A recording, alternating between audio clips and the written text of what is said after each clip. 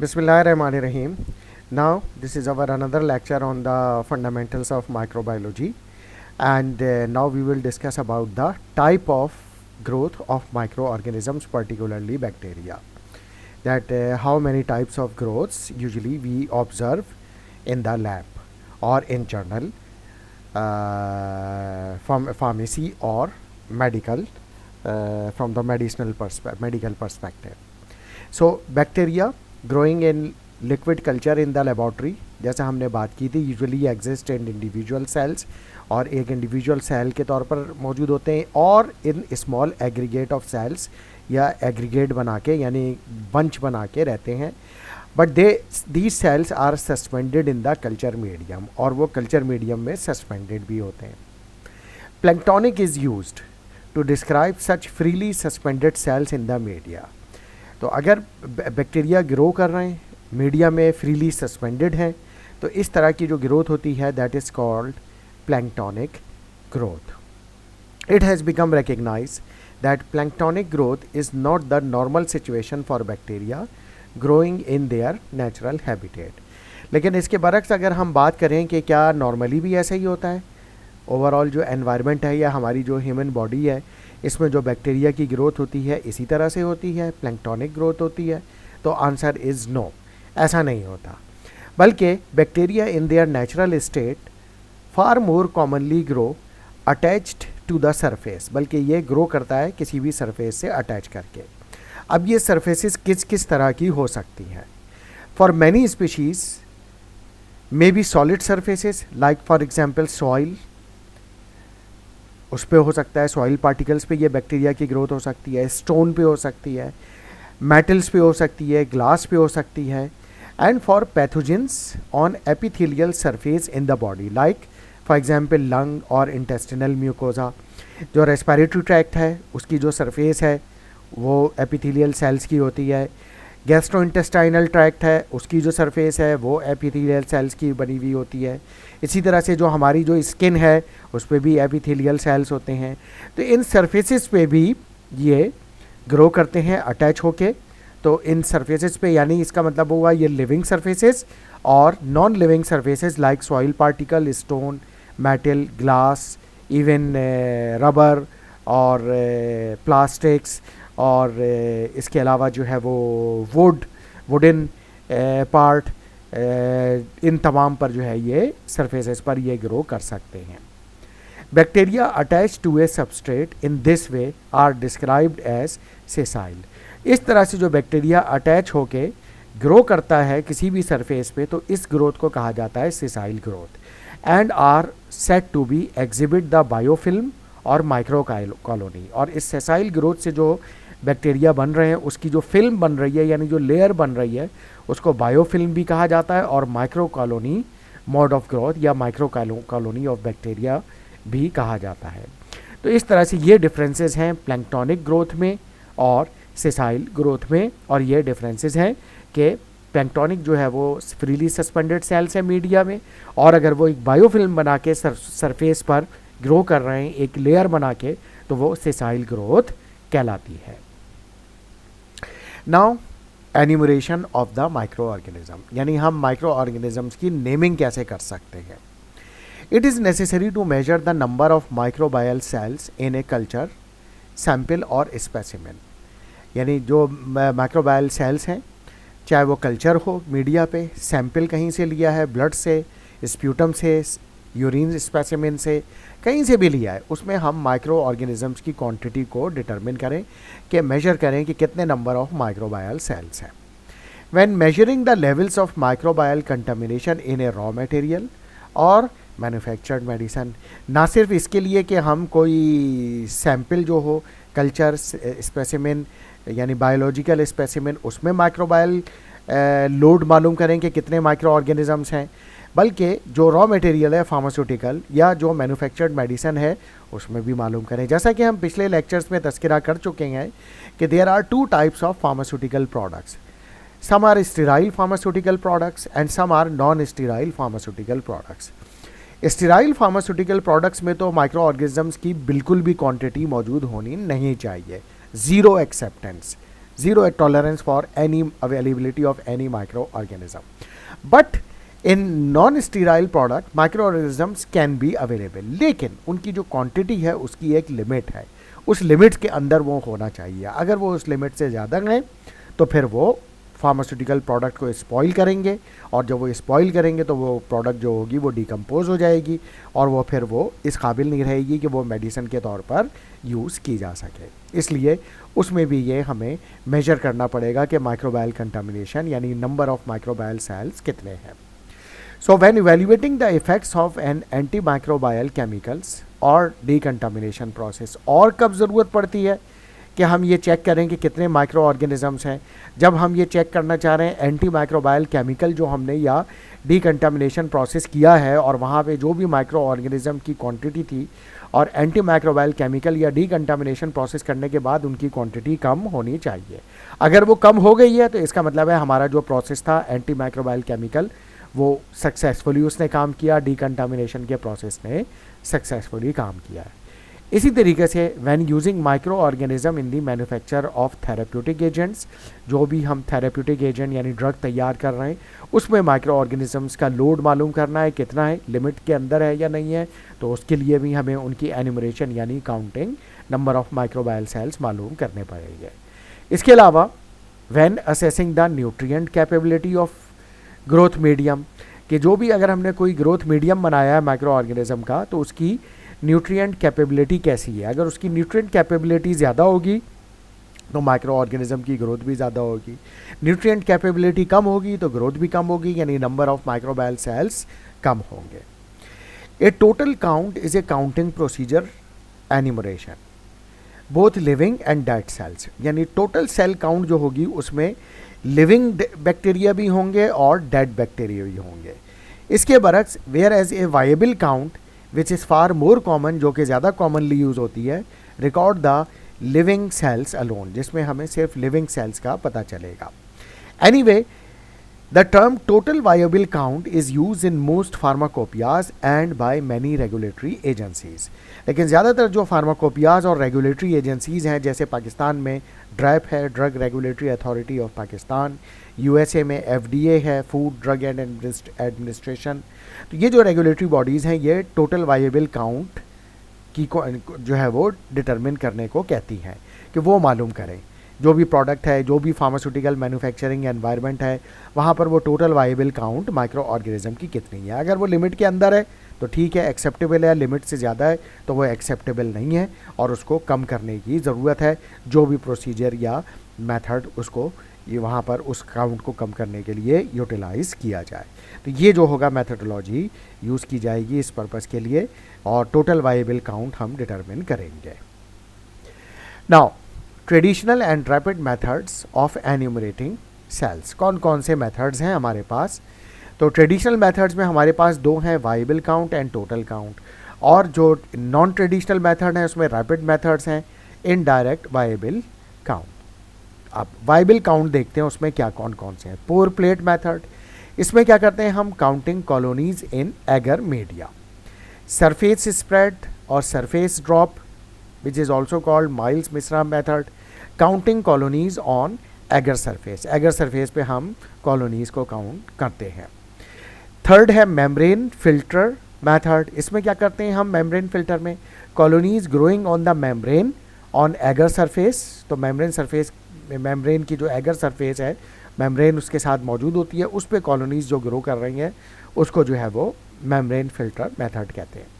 Fourth है most probable number यानी probability method है, counts based on the proportion of liquid culture growing after receiving low inoculum. Low inoculum का मतलब ये है कि कम क्वांटिटी में लिक्विड मीडिया में माइक्रो ऑर्गेनिज्म एंटर किए गए, फिर उसके बाद उसकी टर्बिडिटी की बेस पर एक प्रपोर्शन का अंदाज़ा लगा लिया गया कि कितने परसेंट इसमें माइक्रो ऑर्गेनिज्म की ग्रोथ हो गई थी. इसको हम कहते हैं मोस्ट प्रोबेबल नंबर, जैसे हमने 10⁻⁷, 10⁻9 वगैरह किया था. अब आते हैं हम टोटल काउंट पे, जो कि ट्रेडिशनल मेथड का एक और तरीका है, डायरेक्ट माइक्रोस्कोपिक काउंटिंग यूजिंग हेल्बर और हीमोसाइटोमीटर काउंटिंग चैम्बर. तो इसमें हम हेल्बर मेथड हीमोसाइटोमीटर यूज़ करते हैं जिस चैम्बर के ज़रिए हम माइक्रोस्कोप में जो है वो काउंटिंग कर सकते हैं कि कितने नंबर ऑफ सेल्स यानी माइक्रो ऑर्गेनिजम्स मौजूद हैं। अब तो खैर इतने ज़्यादा एडवांस माइक्रोस्कोप हो गए हैं कि उसके अंदर कंप्यूटर चिप लगी हुई होती है जो खुद काउंट करके बता देती है कि अप्रॉक्सीमेट इतने माइक्रो ऑर्गेनिजम्स इसमें मौजूद हैं।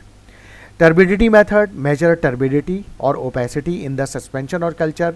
जैसे मैंने बताया कि इसमें भी हम टर्बिडिटी अगर नहीं हुई है तो इसका मतलब है 10⁻⁷ से पर ml से कम है सेल्स, और अगर टर्बिडिटी आ गई है तो 10⁻⁷ से ज़्यादा नंबर ऑफ़ सेल्स हो चुके हैं। इसके अलावा एक ड्राई वेट डिटर्मिनेशन होता है वेट के ज़रिए, नाइट्रोजन प्रोटीन और न्यूक्लिक एसिड डिटर्मिनेशन के ज़रिए कि कितना नाइट्रोजन प्रोटीन या न्यूक्लिक एसिड जो है वो बैक्टीरिया प्रोड्यूस कर रहा है, तो उसके ज़रिए भी हम मालूम कर सकते हैं कि एक एस्टिमेशन लगा सकते हैं कि कितने टोटल काउंट बैक्टीरिया की मौजूद है। रैपिड मेथड पर आएँ तो हमारे पास इनडायरेक्ट वाइबल काउंट मेथड है, इसमें एपी फ्लोरेसेंस मेथड है। इसमें क्या करते हैं, uses dyes that give characteristic fluorescence यानी colour only in the living cells often coupled to the image analysis, और फिर उस कलर जो जिसमें आया होता है उसकी इमेज ले ली जाती है, तो उससे जो कलर जो फुल जो होते हैं ऑर्गेनिज्म लिविंग सेल्स उनकी काउंटिंग कर ली जाती है, तो वो भी एक मेथड है जिससे हम काउंटिंग कर सकते हैं। इसके अलावा adenosine triphosphate ATP method measure ATP protection in the production in the living cells using bioluminescence method. तो एटीपी कितनी प्रोड्यूस कर रहा है, लाजमी बात है जो लिविंग सेल्स होंगे वही एटीपीज यानी एनर्जी प्रोड्यूस करेंगे, तो उससे वो एटीपी की क्वांटिटी से भी हम अंदाज़ा लगा सकते हैं, एस्टिमेट लगा सकते हैं कि कितने माइक्रो ऑर्गेनिज्म मौजूद हैं। Impedance method measure changes in the resistance capacitance और impedance in the growing culture, जिसमें हम एक लो वोल्टेज करंट पास करते हैं और उसमें रेजिस्टेंस उसकी कितनी है, कैपेसिटेंस कितनी है और इम्पीडेंस कितनी है उस ग्रोइंग कल्चर में, तो उसके ज़रिए उस मेजरमेंट के ज़रिए हम जो है वो ये मालूम कर सकते हैं कि माइक्रो ऑर्गेनिज्म की क्वांटिटी कितनी है। फिर है हमारे पास मैनोमेट्रिक मेथड जिसमें मेजर ऑक्सीजन कंजम्पशन और CO2 production by growing culture कि कितनी ऑक्सीजन कंज्यूम हो रही है, कितनी कार्बन डाइऑक्साइड प्रोड्यूस हो रही है, तो उससे हम अंदाज़ा लगा सकते हैं कि अगर एक माइक्रो ऑर्गेनिज्म इतनी ऑक्सीजन कंज्यूम करता है या इतनी कार्बन डाइऑक्साइड प्रोड्यूस करता है, तो अब इसमें क्योंकि इतनी ऑक्सीजन कंज्यूम हो रही है या इतनी कार्बन डाइऑक्साइड प्रोड्यूस हो रही है, तो इसका मतलब हुआ कि इसमें नंबर ऑफ़ माइक्रो ऑर्गेनिजम्स इस क्वांटिटी में मौजूद हैं। तो इस तरह से हम काउंटिंग कर सकते हैं कि ये कितने माइक्रो ऑर्गेनिजम्स इसमें मौजूद हैं। Now the relative merits of the common viable counting procedures, तो इसमें काउंटिंग मेथड है, फिर उसके एडवांटेजेस और डिसएडवांटेजेस है। सबसे पहले pour plate method require no pre drying, यानी ये एडवांटेज है, प्री ड्राइंग नहीं चाहिए of the agar surface will detect lower concentration than the surface spread या surface drop method, lower concentration भी पता चल जाएगी, ये इसका एडवांटेज है। लेकिन डिसएडवांटेज क्या है, very small colonies of strict aerobes at the base of the agar may be missed, ये काउंट में नहीं आ सकेंगी। इसके अलावा colonies of different species within the agar appear similar, तो अगर हम डिफ्रेंशिएट नहीं कर सकेंगे कि ये अलग स्पीशी है ये अलग स्पीशी है, तो फिर इसको डिफ्रेंशिएट करना मुश्किल हो जाएगा। सेकेंड मेथड है surface spread and surface drop method. Surface spread often gives larger colonies than the pour plate, तो लार्जर कॉलोनीज मिलेंगी, thus they are easier to count, लिहाजा हम आसानी होगी काउंट करने में, and easier to identify contaminants by appearance of the colonies, और contamination की भी हमें आइडेंटिफिकेशन हो जाएगी।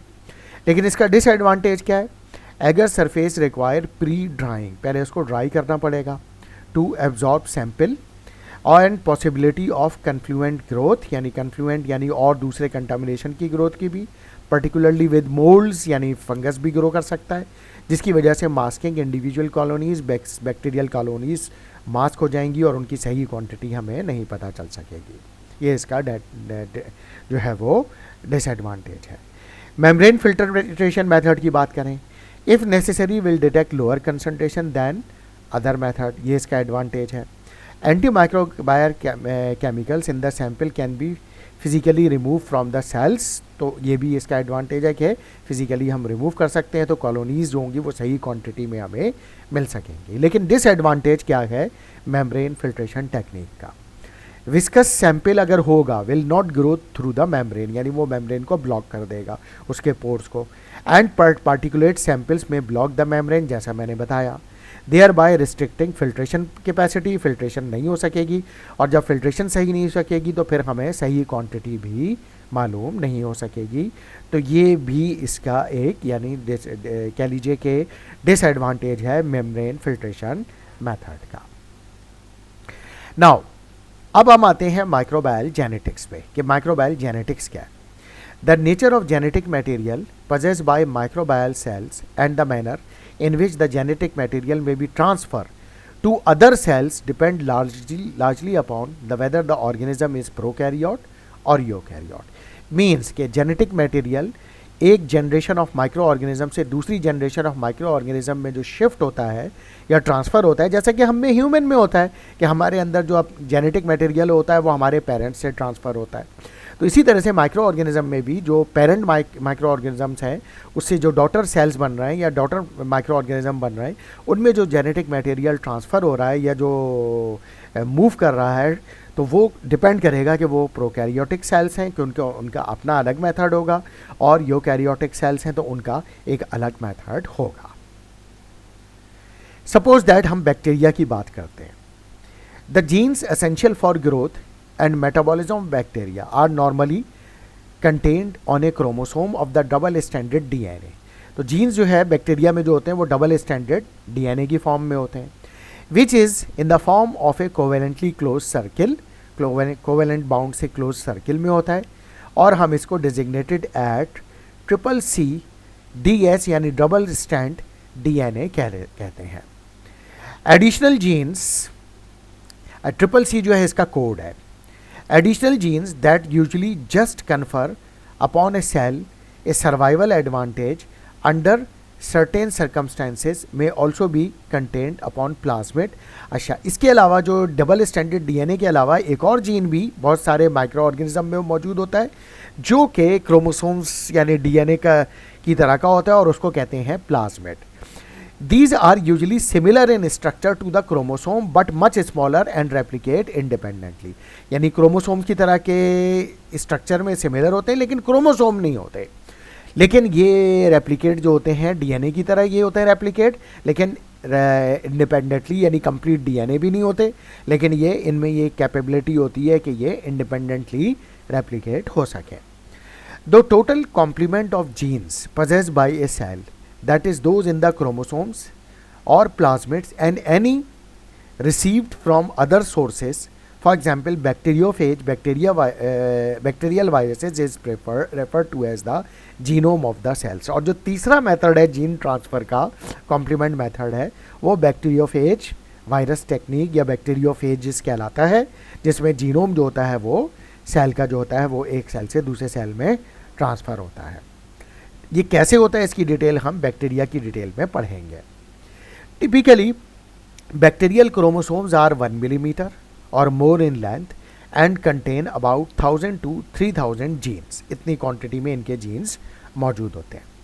प्लाज्मिड्स की अगर हम बात करें, क्रोमोसोम्स में यही डबल स्टैंडर्ड डीएनए है। प्लाज्मिड्स की अगर हम बात करें usually resemble chromosomes except that they are approximate 0.1 to 1% of the size of the bacterial chromosomes. उसके साइज़ के बहुत कम साइज़ इनका यानी साइज़ बहुत ही छोटा इनका होता है प्लाज्मिड का कंपेयर टू डीएनए क्रोमोसोम्स, तो उसके मुकाबले में ये छोटे होते हैं। अच्छा, अब क्योंकि बैक्टीरिया प्रोकैरियोट था तो उसको उन्होंने जो है पहले बता दिया। अब आते हैं हम यूकैरियोट्स पे जो कि जिसमें यीस्ट यानी फंगस है, प्रोटोजोआ है। यूकैरियोट माइक्रो ऑर्गेनिज्म जिसमें ईस्ट एंड मोल्ड्स हैं जो कि फंगस हैं, एल्गी एंड प्रोटोजोआ हैं। एल्गी की भी कुछ फार्मास्यूटिकल सिग्निफिकेंस हैं। They possessed proper complete nucleus, इसी वजह से ये यूकैरियोट हैं। Normally contain 1 or more pair of linear chromosomes in which the double standard DNA यानी DS DNA is complex with the protein. The cells में divides asexually and nucleus undergo mitosis process, यानी mitosis का जो process होता है उससे sales divide होते हैं। A sequence of event by which the nucleus and the chromosome within it are replicated to give copies identical to the original cell. तो mitosis के जरिए सेल्स डिवाइड होंगे और जो बिल्कुल उसी तरह के सेल्स होंगे जैसा कि इनके पेरेंट सेल होते थे, बिल्कुल आइडेंटिकल होंगे उससे। Most eukaryotes also have the potential for sexual reproduction during which the nucleus undergo meiosis. यानी सिर्फ माइटोसिस नहीं बल्कि meiosis के जरिए भी यूकैरियोटिक सेल्स डिवाइड होते हैं. That is a more specialized form of nuclear and chromosomes division, creating a new genes combination. अब क्योंकि दिस इज सेक्सुअल रिप्रोडक्शन तो एक मेल का जीन होगा एक फीमेल का जीन होगा. So the of spring differ from the parents, यानी ये आइडेंटिकल पेरेंट्स से 100% नहीं होंगे, थोड़ा बहुत इनमें डिफरेंस होगा. Despite this potential there are some eukaryotic cells, particularly fungi, in which the sexual stage in the life cycle has never been observed. Fungi में मियोसिस का प्रोसेस कभी भी नहीं देखा गया, माइटोसिस का प्रोसेस देखा गया है, हालांकि वो यूकैरियोटिक सेल्स हैं. But many eukaryotic micro organisms possess plasmids, उसमें भी प्लाज्मिड्स होते हैं. And some fungal plasmids are based on RNA instead of the DNA. तो उसमें आरएनए प्लाज्मिड होता है, डीएनए प्लाज्मिड नहीं होता है. Now genetic variation and gene expression. Microorganisms may adapt rapidly to new environment and devise strategies to avoid or negate stressful or potentially harmful circumstances. अब इस पे हम पहले भी बात कर चुके हैं कि माइक्रो ऑर्गेनिज्म जो होते हैं अगर उनको ऐसा एनवायरनमेंट मिल रहा है जो उनकी सर्वाइवल के लिए हार्मफुल है यानी स्ट्रेसफुल है, तो वो अपने आप को चेंज करते हैं उस हार्मफुल एनवायरनमेंट से अपने आप को प्रोटेक्ट करने के लिए. तो उसमें वो जेनेटिक चेंजेस भी करते हैं. Their ability to survive adverse condition, यानी वही अनफेवरेबल सिचुएशन एनवायरनमेंट, में result from the organism using genes it already possess. तो इसमें जेनेटिक चेंज होगी जो जीन्स है, और by the acquisition of new genetic information, यानी जीन म्यूटेशन के जरिए अपने आप को ये चेंज करेंगे. The term genotype describe the genetic composition of an organism. Genotype की डेफिनेशन क्या है कि किसी भी जीनोटाइप को हम कह सकते हैं कि उसमें जीनोटाइप का मतलब होता है कि जेनेटिक कंपोजिशन उसकी ऑर्गेनिज्म की क्या है. That is it refer to the gene that the organism possess regardless of whether they are express और नॉट. तो यानी वो किसी भी तरह से बिहेव करें यानी एक्सप्रेस करें अपने आप को, वो जीनोटाइप नहीं है, बल्कि जीनोटाइप सिर्फ ये है कि जेनेटिक कंपोजिशन किस तरह की है. For example many bacteria possess the genes that code for beta lactamase enzymes. These enzymes hydrolyze an activate beta lactam antibiotic, for example penicillins. For example उन्होंने कहा कि जीन मौजूद है अगर बैक्टीरिया में बीटा लैक्टामेज एंजाइम प्रोड्यूस करने का, यानी ये ऐसी बैक्टीरिया होते हैं जो एक एंजाइम बनाते हैं बीटा लैक्टामेज एंजाइम. ये क्या करता है कि जो एंटीबायोटिक हैं जैसे पेनिसिलिन है उसमें एक होता है बीटा लैक्टम रिंग. तो ये क्या करता है कि उस बीटा लैक्टामेज एंजाइम उस beta lactam ring of antibiotic को डिग्रेड कर देता है, हाइड्रोलाइज कर देता है, डीकम्पोज कर देता है. उस बीटा लैक्टम रिंग के जो कि उस एंटीबायोटिक में मौजूद था, जब वो डिग्रेड हो जाएगा, हाइड्रोलाइज हो जाएगा, डीकम्पोज हो जाएगा, तो फिर वो एंटीबायोटिक जो पेनिसिलिन है, सेफेलोस्पोरिन्स हैं जिनमें ये रिंग मौजूद होता है, तो वो एंटीबायोटिक अपनी एंटीबायोटिक की एफिकेसी लूज़ कर देती हैं, यानी फिर वो बैक्टीरियल किलिंग इफेक्ट उनका नहीं आता. तो इस तरह से ये बैक्टीरिया अपने आप को प्रोटेक्ट करता है एंटीबायोटिक से बीटा लैक्टामेज एंजाइम बना के. So in many organisms beta lactamases are only produce in response to the presence of the antibiotic, यानी अगर एंटीबायोटिक मौजूद नहीं है तो वह बीटा लैक्टामेज एंजाइम नहीं बनाएंगे. एंटीबायोटिक मौजूद है जिसमें बीटा लैक्टम रिंग मौजूद है तो फिर वो बीटा लैक्टामेज एंजाइम बनाएंगे ताकि अपने आप को प्रोटेक्ट कर सकें उस एंटीबायोटिक से और उस एंटीबायोटिक से किल ना हो जाए. The form of non genetic adaptation is termed as phenotype type adaptation. अच्छा, इसके बरक्स जो जीनोटाइप होती है ये तो हमने बात कर ली कि genetic composition of an organism है. फिनोटाइप क्या होती है? फिनोटाइप क्या है? नॉन जेनेटिक एडेप्टेशन यानी फिनोटाइप एडेप्टेशन. इसमें क्या होगी कि there are many situation in bacteria in which bacteria adopt a phenotype changes to counter environmental stresses, यानी अपना जो बिहेवियर है वो चेंज करेगा, जेनेटिक कंपोजिशन चेंज नहीं करेगा. जैसा कि हमने वो स्पोर फॉर्मेशन की बात की थी, यानी अपनी फिनोटाइप अपीयरेंस में चेंज करेगा, जीन्स में कोई चेंज नहीं होगी. तो इस तरह की जो चेंजेस होती है वो फिनोटाइपिक चेंज होती है और उसमें भी बैक्टीरिया स्पोर्स बना लेगा या फंगस स्पोर बना लेगा और अपने आप को बचाएगा उस अनफेवरेबल एनवायरनमेंट से, एडवर्स एनवायरनमेंट से, ताकि वो किल ना हो जाए। तो ये जो है वो जेनेटिक वेरिएशन और जीन एक्सप्रेशन जो होगा, ये भी एक टेक्निक है जिस तरह से जो है वो बैक्टीरिया अपने आप को प्रोटेक्ट करेगा। Now pharmaceutical importance of the major categories of the micro organisms. अब इस टेबल 2.4 में हमें कुछ माइक्रो ऑर्गेनिज्म मिल रहे हैं, ठीक है। पहले है टाइप ऑफ माइक्रो ऑर्गेनिज्म, जिसमें वायरसेस हैं, प्रेयॉन्स है, बैक्टीरियाज हैं, gram positive, gram negative, mycobacteria, streptomycetes, chlamydia, rickettsia, mycoplasma, fungus हैं, फंगाई हैं, जिसमें यीस्ट एंड मोल्ड्स हैं, प्रोटोजोआ हैं। अब वो फिर बात कर रहे हैं हम फार्मास्यूटिकल रेलेवेंस क्या है। सबसे पहले क्या, कंटामिनेशन और spoilage of raw material and medicine. कौन कौन सी जो माइक्रो ऑर्गेनिजम्स हैं वो फार्मास्यूटिकल मटेरियल के स्पॉइल कर सकते हैं या मेडिसिन के डिस्पॉइल कर सकते हैं। उसमें प्रायॉन्स हैं, gram negative bacteria, gram positive bacteria, yeast and moulds हैं। पैथोजेंस यानी डिजीज कॉजिंग कौन कौन से हैं, यानी जिसकी क्लिनिकल फार्मेसी में सिग्निफिकेंस है। वायरसेस डिजीज कॉज करती हैं, प्रायॉन्स करते हैं, gram negative, gram positive, mycobacteria, streptomycetes, chlamydia, यानी सारे ही हैं। कोई भी ऐसा माइक्रो ऑर्गेनिज्म नहीं है जो डिजीज कॉजिंग ना हो, सभी डिजीज कॉजिंग करते हैं। इवन माइकोप्लाज्मा भी है, ये माइकोप्लाज्मा नमोनिया कॉज करता है। अच्छा, फिर है resistant to antibiotics and biocide, ये आसानी से किल नहीं होते। ग्राम नेगेटिव बैक्टीरिया हैं, एंटीबायोटिक से आसानी से किल नहीं होते। ग्राम पॉजिटिव भी बहुत सारे हैं, माइकोबैक्टीरिया यानी माइकोबैक्टीरियम ट्यूबरक्लोसिस, ईस्ट और मोल्ड्स भी हैं। फिर क्या है, resistance to sterilisation agents and processes, prions आसानी से नहीं होते। Spore forming gram positive bacteria. इसके अलावा use in the manufacturing of therapeutic agents, यानी जिसकी हमें फार्मास्यूटिकल सिग्निफिकेंस है एज ए थेराप्यूटिक एजेंट, जिनसे मेडिसिन या वैक्सीन्स या ड्रग्स बनाई जाती हैं, एंजाइम्स बनाए जाते हैं, एंटीबायोटिक्स बनाई जाती हैं। उसमें ग्राम नेगेटिव बैक्टीरिया भी हैं, ग्राम पॉजिटिव बैक्टीरिया भी हैं, स्ट्रेप्टोमाइसिटीज भी हैं, ईस्ट और मोल्ड्स भी हैं। तो ये इनकी फार्मास्यूटिकल सिग्निफिकेंस हमारे पास मौजूद है। तो ये फार्मास्यूटिकल इंपॉर्टेंस है major categories of micro organisms की। Thank you very much and we have completed the fundamentals of microbiology. Thank you very much.